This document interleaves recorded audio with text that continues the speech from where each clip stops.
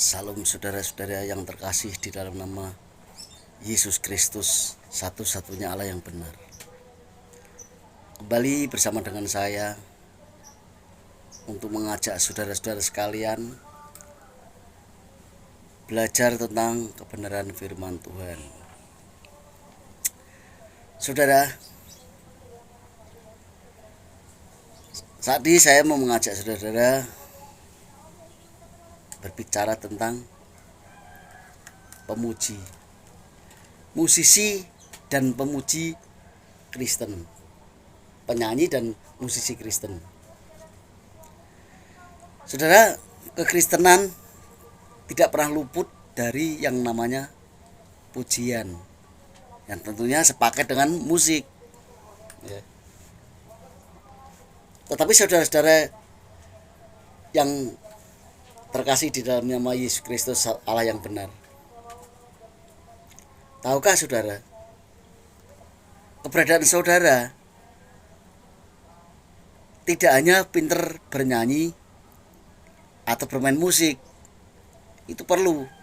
Bagaimana orang tidak paham musik terus bermain musik? Perlu sekolah musik. Dia memahami tentang musik apapun yang saudara mainkan, entah itu keyboard, gitar, bass, drum dan sebagainya. Karena kalau saudara tidak memahami tentang musik, untuk memimpin, namanya pemusik kan tidak hanya menyanyi untuk dirinya sendiri, mengiringi penyanyi. Kadang orang lain yang menyanyi, saudara bermain musik.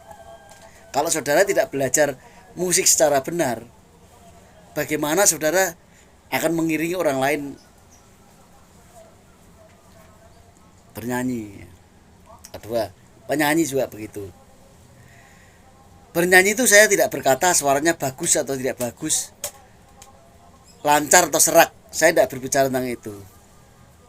Memahami cara bernyanyi. Tentu bermusik juga. Bagaimana saudara bisa diiringi musik para pemusik kalau saudara tidak paham tentang bagaimana cara intro mau masuk dalam pujian, lalu memuji, lalu intro sampai selesai dan sebagainya. Itu bagus. Tetapi ada hal yang perlu saudara-saudara ketahui sebagai worship leader atau musisi Kristen. Tahukah saudara bahwa saudara main musik dan memimpin pujian untuk jemaat itu untuk siapa? Untuk siapa saudara bernyanyi dan bermusik itu? Jadi yang pertama, para musisi dan para pemuji harus tahu dan mengenal siapa yang harus kau sembah. Untuk mengerti, tentu saudara harus mengenal siapa Allahnya. Saudara menyanyi kan bukan untuk manusia. Memimpin jemaat ini untuk memuji kemuliaan nama Tuhan. Tapi kalau saudara tidak paham siapa nama Allah saudara, kacau saudara. Saya pernah mengikuti ibadah. Saya kan suka ikut sana sini, ibadah sana sini dulu. Banyak orang kacau dalam memimpin pujian. Sebenarnya siapa sih yang disembah? Bingung saudara. Karena tidak mengenal Allahnya. Saya mengatakan mengenal. Orang beragama dan belum tentu mengenal Allahnya loh. Kalau Allah di Alkitab, kalau saudara mau Kristen, Allah Kristen lah yang punya nama. Ayo. Allah Kristen yang punya nama. Allah orang lain tidak pernah punya nama, tidak pernah berbicara secara jelas dengan para hamba-hamba utusannya, para nabi. Allahnya orang Kristen itu pernah berbicara dengan Adam Hawa. Yang dari di Alkitab ini kan udah ribuan tahun yang lalu udah ada. Berbicara kepada Adam Hawa, kepada Nabi Nuh, kepada Musa, pada Yakub, pada Yesaya. Ya. Allah itu roh.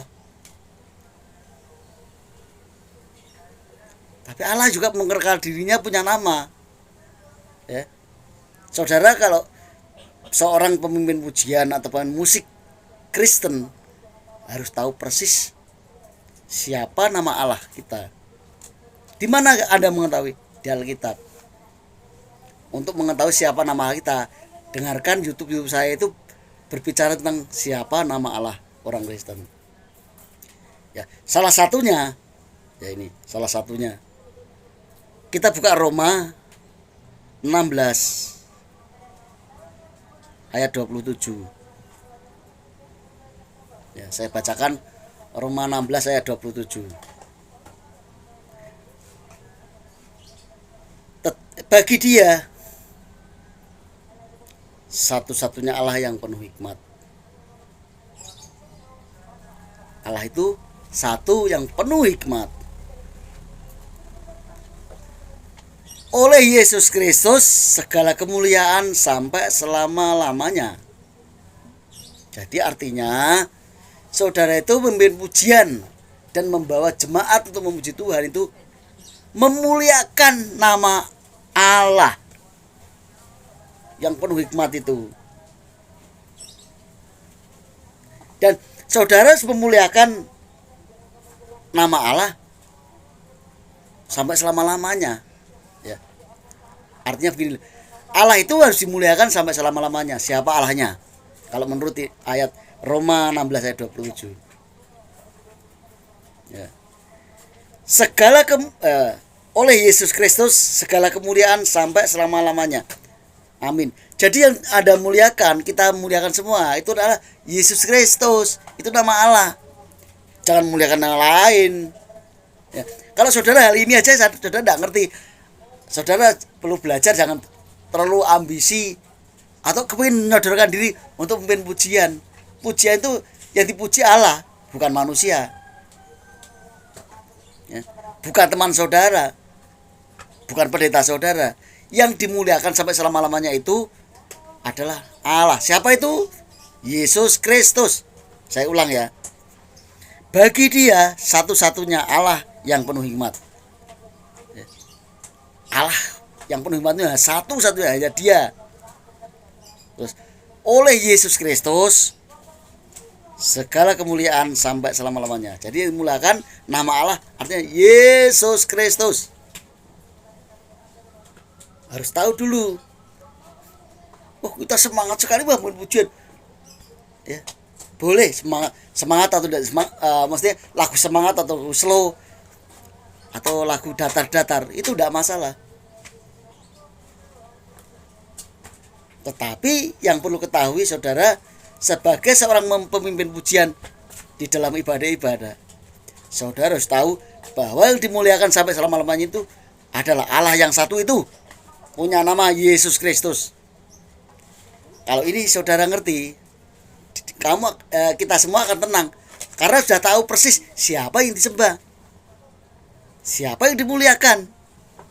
Itu Yesus Kristus. Tidak bimbang. Saya lihat orang pemimpin pujian yang disembah bukan Yesus. Dari awal pembukaan itu loh sampai ibadah selesai tidak pernah memuliakan nama Yesus. Ya. Ini sering terjadi. Saya dengar. Ya. Makanya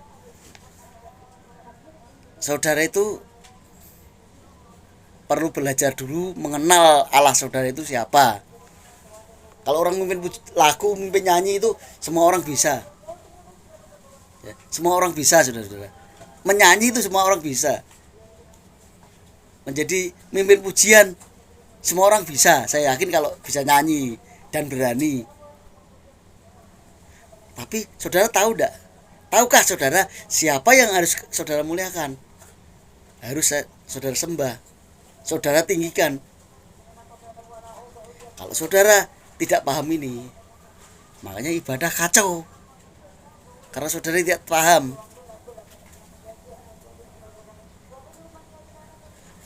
apa itu memimpin pujian. Oh, Pak, di ibadah saya di depan sendiri memimpin orang-orang nyanyi. Itu benar, tapi memimpin pujian artinya membawa para jemaat itu ke dalam hadirat Tuhan. Mana bisa saudara bawa jemaat hadirat Tuhan kalau Allah saudara tidak kenal namanya, siapa yang harus sembah? Tidak bisa begitu, saudara. Makanya demi kemurahan Allah yang aku sembah, aku muliakan. Ayo, sembahlah Yesus Kristus, satu-satunya Allah. Dia yang layak menerima pujian dan hormat dan kuasa. Muliakan Yesus Kristus. Haleluya. Saudara, yang pertama harus mengenal siapa nama Allah yang harus sembah. Allah yang satu itu punya nama Yesus Kristus, kemuliaan sampai selama-lamanya. Ya. Selanjutnya, memahami siapa yang harus diagungkan, disembah, diagungkan, dimuliakan. Ya. Boleh Anda belajar mana-mana, sekali lagi belajar sama pendeta besar juga ada masalah, pendeta kecil juga ada masalah, lewat firman Tuhan secara sendiri juga ada masalah. Tapi pertanyaannya, saudara memahami tidak belajar sendiri? Saudara belajar dari pendeta yang besar. Besar apanya, Pak? Karena sudah jaya, besar badannya dan perutnya, bodoh yang gini, jalannya gini kayak gini. Tapi yang diajarkan menyembah Yesus bukan. Saudara, kalau tidak mengajari, orang mengajari memimpin pujian tapi tidak menyembah Yesus Kristus sebagai satu-satunya Allah yang harus dipuji sampai selamanya, itu ngajari yang salah. Dimuliakan sampai selama-lamanya adalah Allah yang satu itu, Yesus Kristus. Makanya para pemimpin pujian, lihat berdoanya, lihat memimpin dalam roh enggak, siapa yang dipuji. Makanya penyembahan, mari kita sembah. Menyembah kan berbeda banyak orang. Rohnya menyembah Yesus apa enggak? Makanya terjadi banyak kekacauan di gereja-gereja oleh karena tidak paham siapa yang disembah. Kalau yang disembah Yesus tentunya haleluya Yesus, ku puji, ku muliakan namamu Yesus, kan begitu. Ku sembah engkau Yesus Allah kami, ku sembah Yesus Tuhan dan Allah kami, ku naikkan pujian hanya bagimu Yesus Allahku. Nah, begini, bukan bahasanya bukan Yesus. Saya dengar banyak orang, ku tinggikan namamu Yesus, kan menyembah Yesus. Ku muliakan, ku agungkan namamu Yesus, ku sembah kau Yesus Allah. Tidak Yesus Raja, Yesus itu Allah sekarang. Kan berani Yesus Tuhan, Yesus Raja. Tidak berani berkata Yesus Allah. Tidak berani, saudara, tidak ngerti. Bingung, bimbang. Saudara gitu kan bingung. Menyembahnya aja gini, Bapa yang kami kenal di dalam nama Yesus Kristus, Bapa di dalamnya Yesus, itu bimbang namanya. Kamu itu menyembah Bapa atau Yesus? Allah Bapa di surga yang kami kenal dalam nama Yesus Kristus. Sudah tahu nama Allah Yesus Kristus, masih ada Allah di Bapa di surga. Berdiri muter. Jelas Allah kami, Yesus Kristus sebagai Tuhan dan Allah kami. Satu-satunya Allah kami, yang benar begitu. Kedua, kita baca 1 Yohanes 5 ayat 20, saudara. 1 Yohanes 5 ayat 20. Ini sering kita baca. Tapi saya bertanya kepada seorang teman Kristen, kamu buka YouTubeku itu nonton enggak? Ora pak. Ya tahu pak, ya pernah nonton pak. Tonton sampai selesai, ini pelajaran ya. Saya mengorbankan pakai data, waktu, dan baterai yang ada di HP saya itu fungsinya untuk gratis, secara gratis saya bagikan kepada teman dan saudara-saudara. Begitu saudara. Tonton ya. Supaya kita saling memahami. Tidaknya orang suruh mendengarkan kamu tidak pernah mendengar. Itu salah. Saya berani dikoreksi, berani diberontak atau istilahnya didebat tidak apa-apa video saya ini. Dengan ayat tentunya. Bukan dengan ayat. Kalau saudara debat dengan saya tidak pakai ayat, konyol saudara. Saya pakai ayat, mendebatnya harus pakai ayat. Ya. 1 Yohanes 5 ayat 20, akan tetapi kita tahu bahwa anak Allah telah datang dan telah mengaruniakan pengertian kepada kita, supaya kita mengenal yang benar, dan kita ada di dalam yang benar, di dalam anaknya Yesus Kristus ya. Dia adalah Allah yang benar dan hidup yang kekal. Jadi ini kan 1 Yohanes 5 ayat 20 ini ditulis setelah Yesus tidak ada di bumi, sudah naik ke surga menjadi Allah. Ditulis oleh Rasul Yohanes, menceritakan bahwa Yesus itu pernah menjadi anak Allah, datang ke dunia untuk memberikan pengertian kepada kita supaya mengenal yang benar. Dan saat ini kita ada di dalam yang benar, di dalam anaknya itu. Dulu anaknya dikatakan, sekarang dia adalah Allah yang benar dan hidup yang kekal. Allah yang benar di hidup yang kekal siapa? Kalau bilang anaknya berarti dulu menceritakan tentang Yesus ketika jadi manusia ya. Yesus bukan manusia lagi, dia adalah Allah yang benar dan hidup kekal. Jadi 1 Yohanes 5 ayat 20 ini menceritakan Yesus pernah jadi manusia, disebut anak Allah. Tapi juga sekarang dia menjadi Allah yang benar dan hidup yang kekal. Ketika jadi anak Allah, sebagai anak Allah di dunia, memberi pengertian tentang apa? Mengambil pengertian kepada kita supaya kita mengenal yang benar. Ya. Di dalam anaknya Yesus Kristus. Dulu kan tahu Allah itu Bapa dengan aku satu ya gitu dulu. Tapi dulu Bapa dan aku satu, artinya Allah, aku dan Allah itu satu, bukan kesatuan ya. Tapi kita sekarang sudah tahu bahwa dia adalah Allah yang benar dan hidup yang kekal. Kalau sudah mengenal bahwa Yesus Kristus adalah Allah yang benar, hidup yang kekal, seorang pemuji dan pemusik tidak bimbang. Wah, ini doktrin gerejaku kan Allahnya Tritunggal ya, yang disembah Bapa atau Yesus atau Roh Kudus, bingung. Padahal kita sudah tahu bahwa Yesus Kristus adalah Allah yang benar dan hidup yang kekal. Ngapain kita bingung-bingung sembah ya. Tapi saya percaya, saya banyak orang sudah tahu bahwa Allah, nama Allah itu Yesus Kristus. Yang disembah Yesus Kristus, bukan Bapa lagi. Bapa ini keberadaannya ketika saat ini bukan untuk disembah. Bagi orang Yahudi adalah panggilan untuk Allah. Jadi orang Yahudi atau orang Yahudi zaman Yesus itu memanggil Allah dengan sebutan Bapa. Yang disembah ya Allah. Allahnya punya nama Yesus Kristus. Itu yang disembah harus Yesus. Kalau saudara menyembah bukan Yesus Kristus, jangan berharap ada Roh Kudus turun atas saudara. Makanya banyak pemuji, wibuh sampai istilahnya cara bodoh saya, nyanyinya jenglit-jenglitan gitu. Wah, nari-nari kayak breakdance, kayak dangdut dan sebagainya. Lompat-lompat kayak PT, teman saya bilang kayak PT, lompat-lompat gitu. Tapi tidak ada Roh Kudus.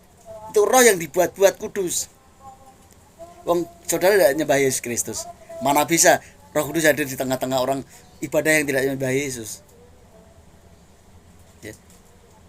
Tidak bakal Roh Kudus turun di atas orang yang tidak menyembah dia, menyembah Yesus. Karena Yesus itu sekarang Allah yang roh. Allah itu roh. Yesus sekarang adalah Allah yang roh. Makanya saudara para pemuji dan pemusik, kalau saudara tidak pernah menyembah dan memuji Yesus Kristus, berdoa tidak pada Yesus Kristus, percuma saudara-saudara itu main musik, main mimpin pujian. Karena saudara tidak menyembah Allah yang benar. Katakan, dia adalah Allah yang benar dan hidup yang kekal. Siapa? Yesus Kristus. Allah. Ya. Dengarkan sekali lagi saudara, yang main musik, yang pujian. Kalau saudara pemain musik dan pemimpin pujian tidak menyembah Yesus Kristus sebagai satu-satunya Allah yang benar, saudara itu percuma main musik, memimpin pujian. Tidak ada hadirat Tuhan turun. Karena hadirat Tuhan turun itu karena saudara memuji Yesus Kristus. Pujianmu aja bukan kepada Yesus Kristus. Yesus itu Allah yang roh sekarang. Dia adalah Allah yang benar dan hidup kekal. Kalau fisik tidak kekal, tapi kalau roh kekal. Roh kekal selama-lamanya. Kalau fisik kan cuma 33,5 tahun ada di bumi. Tapi sekarang sudah naik ke surga. Udah ribuan tahun yang lalu Yesus kembali sebagai Allah yang roh. Saudara mau percaya kalau Allah itu roh dan bisa hadir di mana orang percaya itu beribadah? Ya, mari kita baca Yohanes 24, Yohanes 4 ayat 24.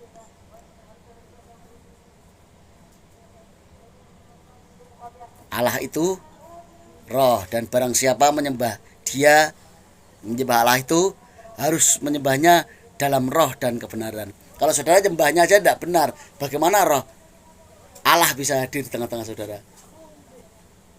Kalau saudara menyembah tidak dengan roh dan kebenaran, menyembahnya tidak benar kok. Bukan menyembah yang Allah yang roh itu kok, yang punya nama Yesus kok. Mau minta Roh Kudus hadir. Walaupun saudara berdoa terus gitu, udah bakal Roh Kudus turun. Anda tidak menyembah Yesus soalnya. Kenapa begitu? Saya mengalami begitu udah berpuluh-puluh tahun. Mimpin pujian, main musik, tapi yang saya sembah bukan Yesus. Saya bingung. Bapa apa Yesus ini? Soalnya Allahnya 3. Bapa, Putra, Roh Kudus. Yang kita sembah siapa sih ini? Apakah Bapa? Kan tulisannya Bapa lebih besar daripadaku. Yesus ngomong begitu ketika masih jadi manusia. Ya benar. Bapa itu artinya Allah lebih besar daripada manusia. Yesus saat itu kan manusia. Sekarang kembali menjadi sebagai Allah. Dia adalah Allah yang benar dan hidup yang kekal. Kalau saudara menyembah saja tidak benar, yaitu menyembah Yesus Kristus sebagai satu Allah yang benar, tidak mungkin Roh Kudus turun. Walaupun saudara bilang laba tidak masuk. Nanti jangan-jangan yang masuk bukan Roh Kudus, ya, bukan Roh Kudus, roh lain. Hati-hati saudara.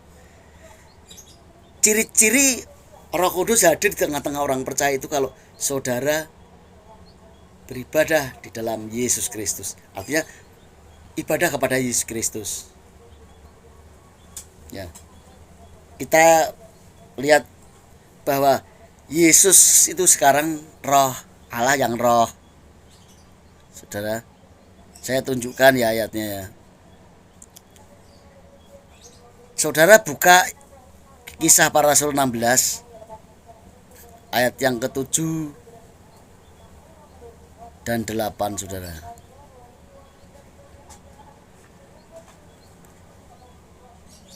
(6 dan 7 saudara. Ini ceritanya kan Rasul Paulus, Silas, juga si penulis kitab Kisah Para Rasul siapa? Penulis kitab Para Rasul Lukas. Yang nulis Lukas ini di dalam rombongan untuk menyampaikan pesan-pesan dari para penutua dan para rasul lain yang ada di Yerusalem untuk disampaikan ke jemaat. Karena zaman dulu jemaat itu tidak memimpin gereja gereja bangunan begitu. Namanya gereja atau persekutuan orang percaya. Kalau sekarang kan orang lomba-lomba membangun gereja. Nah, perlu besar-besarnya kepercayaan mereka. Kalau gerejanya bertambah besar, jemaatnya tambah banyak. Ya bisa, ya bisa tidak. Ya, bisa iya apa ya tidak. Tapi itu tidak penting bagi sebenarnya bagi Kristenan. Toh di zaman para rasul itu tidak ada bangunan yang untuk ibadah orang-orang percaya loh, orang Kristen loh. Dari rumah ke rumah atau nyewa bangunan. Ya. Jadi ini menceritakan para rasul ini menyampaikan pesan-pesan dari Yerusalem yang dibuat para penatua juga para rasul yang lain, karena banyak rasul yang tidak ikut, hanya Paulus, Silas dan rombongannya, Lukas, Timotius, menyampaikan apa yang harus dilakukan mereka para jemaat. Tetapi di tengah perjalanan Roh Kudus dan Roh Yesus itu melarang mereka. Ya, ini ayat 6, mereka melintasi tanah Frigia dan tanah Galatia. Karena Roh Kudus mencegah mereka untuk memberitakan Injil di Asia. Karena mau di Asia, ke Asia itu sekitaran Romawi ya. Pulau-pulau di daerah Romawi. Itu tidak boleh oleh Roh Kudus yang mencegah. Akhirnya mereka melintasi tanah Frigia dan tanah Galatia. Makanya ada surat Galatia. Ya. Surat Galatia. Mereka dicegah Roh Kudus. Roh Kudus itu siapa sih? Roh Allah. Kenapa Roh Kudus kok mau-maunya mendatangi para rombongannya Paulus dan teman-temannya? Kenapa mau? Karena mereka yang disembah Allah, yaitu Yesus Kristus. Ya. Kedua, ayat 7, dan setibanya di Misia, mereka mencoba masuk ke daerah Bitinia. Tetapi Roh Kudus, itu Roh Yesus, ini bukan Roh Kudus. Tetapi Roh Yesus tidak mengizinkan. Setibanya di Misia, mereka mencoba masuk ke Bitinia. Jadi dilarang masuk ke Bitinia. Yang melarang siapa? Roh Yesus. Jadi kenapa dikatakan Roh Yesus, Roh Kudus? Apakah beda Roh Kudus dan Roh Yesus? Sama saja. Roh Kudus ya Roh Yesus. Ada kata lain Roh Allah. Roh Bapa tidak ada loh. Cari ke kalau ada Roh Bapa. Makanya saudara itu penyembah Bapa sak kencengnya, sak capekmu tidak bakal ada yang Roh Kudus hadir. Karena tidak ada Roh Bapa. Adanya Roh Kudus, Roh Yesus. Kemudian ayat 10 dari Kisah Para Rasul 16. Setelah Paulus melihat penglihatan itu, ayat ini dulu 9. Pada malam harinya tampaklah oleh Paulus suatu penglihatan. Ada seorang Makedonia berdiri di situ dan berseru kepadanya, katanya, berangkatlah kemari dan tolong kami. Kenapa kok Roh Kudus melarang ke Asia? Roh Yesus melarang ke Bitinia. Ternyata malamnya Paulus mendapat penglihatan. Ada seorang menyuruh datang ke suatu tempat minta pertolongan. Ayat 10.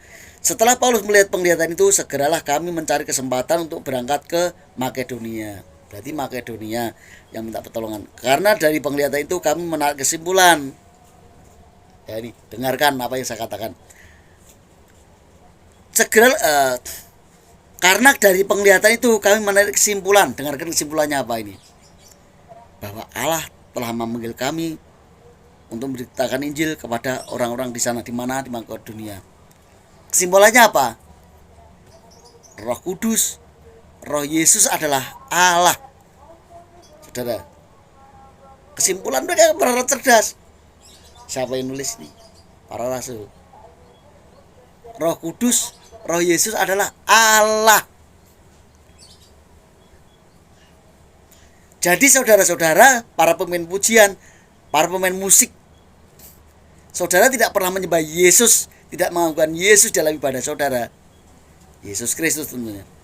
Jangan berharap ada Roh Kudus turun atas saudara, turun atas jemaat. Kosong-kosong aja, berangkat begitu, pulang begitu. Apalagi yang bahkan firmannya bukan firman Allah, firman yang dari inisiatif hati dan pikirannya untuk dipas-paskan. Hanya membaca dari saduran dari buku teologi begitu, tidak ada apa-apanya. Tapi beda, saudara menyembah Yesus Kristus di dalam ibadah saudara, menyembah Yesus, memuji Yesus, mengagungkan nama Yesus. Roh Kudus akan turun di tengah-tengah saudara, ibadah saudara. Jemaat akan dipuaskan. Yang kering akan basah, artinya bersemangat kembali. Baru firman hanya 1 ayat 2 ayat. Tetapi karena ada Roh Kudus di situ, jemaat akan paham. Firman banyak ayatnya, saya berlibet loh. Saya sering mendengar orang khotbah muter-muter tidak karuan. Tetapi karena tidak ada Roh Kudus, alah, sebagus apapun khotbahmu, orang tidak dengar. Karena masih ada belenggu dosa yang menguasai ruangan ibadah saudara. Jadi apa yang saya sampaikan ini, bukan saya sok pinter. Karena Roh Kudus turun atas saudara itu karena orang di dalam persekutuan nyembah Yesus Kristus. Ya. Dikatakan Matius 18 ayat 20. Kalau ada 2-3 orang berkumpul dalam namaku, aku hadir di tengah-tengah mereka. Kalau saudara tidak menyembah Yesus Kristus, jangan harap Roh Kudus atau Roh Yesus itu hadir di tengah-tengah saudara. Ini benar ya, iya, firman. Ya. Terutama ingat, saudara-saudara main musik rohani itu bukan musik sembarang musik. Beda kalau saudara main dangdut campur sari di luar sana, beda lagi. Jangan ngomong soal rohani. Tapi saudara kan main ibadah. Saudara fokus kepada Yesus Kristus. Saudara yang main pujian, saudara bukan karaokean pop, dangdut, campur sari, nostalgia, atau lagu punk rock dan sebagainya. Itu di luar sana beda, tidak ada hubungannya dengan ada JBKWL worship leader, memimpin pujian. Yang puji siapa? Allah. Allah itu punya namanya siapa? Yesus Kristus. Apa yang saya sampaikan ini kiranya menambah pengetahuan saudara tentang musik dan pujian bagi Allah. Haleluya. Amin.